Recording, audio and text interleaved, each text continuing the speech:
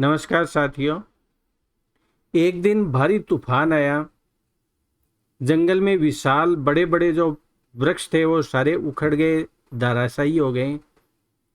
किशोर पौधे थे वो उखड़े तो नहीं, लेकिन बुरी तरह डर गए। वो डर से कांपने लगे। उनको ये भय था कि कल दोबारा तूफान आएगा और उनका नंबर आएगा। वो भी टूटकर इसी प्रकार से गिरा दिए जाएंगे। पूरी रात वो चिंता के अंदर परेशान रहे, खिन्न रहे। उनके चेहरों पर उदासी छाई रही। जब सुबह हुई तो उधर से एक सन्यासी गुजर रहे थे। तो सन्यासी ने देखा कि जंगल के अंदर उदासी का माहौल है। सारे पेड़ पौधे और डरे समय बैठे हुए थे। तो पेड़ पौधों से सन्यासी ने पूछा कि भाई, आप इतना डर के माहौल में क्यों जी रहे हो, क्या समस्या आई? तो जो किशोर पौधे थे उन्होंने अपनी व्यथा बताई कि कल भारी तूफान आया था। तूफान की वजह से बड़े बड़े पेड़ पौधे वो सारे धराशायी हो गए, गिर गए, नष्ट हो गए। तो हमें ये डर सता रहा है कि अब कल दोबारा तूफान आएगा तो उसमें हमारा नंबर आ जाएगा।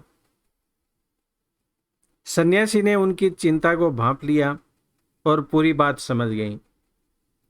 फिर सन्यासी ने बोला, जो किशोर पौधे थे उनको बोला कि आप ध्यान से देखिए, जितने ये पौधे हैं जो गिरे हुए हैं उनकी स्थिति देखिए आप। केवल वही पौधे नीचे गिरे हैं जिनकी जड़ें पहले से ही खत्म हो गई है। उनकी जड़ें हैं वो, उनके अंदर बीमारियां हैं, खोखली हो गई है वो जड़ें। वो सारे पेड़ पौधे गिर गए हैं। तो ऐसी बात नहीं है कल दोबारा तूफान आएगा और आपका नंबर आ जाएगा और आप भी ऐसे ही धराशायी हो जाएंगे। फिर किशोर पौधे थे, उन्होंने बड़े ध्यानपूर्वक देखा इधर उधर। तो उनकी समझ में आया कि वास्तव में जो पेड़ पौधे बुढ़े हो गए थे, जिनकी जड़ें खत्म हो गई थी, खोखली हो गई थी, केवल वही पौधे हैं वो धराशायी हुए हैं। तो फिर उन्होंने साहस पूर्वक उनसे पूछा कि महाराज, इसका मतलब हमारे ऊपर कोई ऐसा संकट नहीं है? तो सन्यासी ने उनको आश्वस्त करते हुए कहा कि अंधड़ से आप जरा भी मत डरिए। जब तक तुम्हारी जड़ें मजबूत हैं तब तक तुम्हारा कोई कुछ भी नहीं बिगाड़ सकता। अपनी जड़ें मजबूत रखो और निर्भयता पूर्वक जीवन यापन करो। सन्यासी की बात सुनकर किशोर पेड़ पौधे थे उनको थोड़ा ढाढ़स बंधा, उनको सांत्वना मिली और चिंता मुक्त हो गए। यह प्रसंग आज के माहौल में भी चरितार्थ है।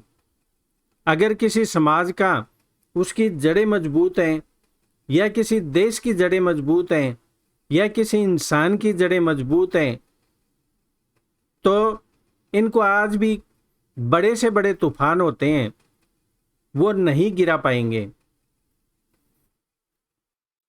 जिस परिवार में ईर्ष्या, जिस समाज में घृणा और जिस देश के अंदर आतंकवाद हो, वो समाज, देश और परिवार लंबे समय तक नहीं चलेगा। इस कहानी से हमें यही शिक्षा मिलती है कि हमें चाहे परिवार हो, समाज हो या देश हो, जड़ें मजबूत करके रखनी चाहिए।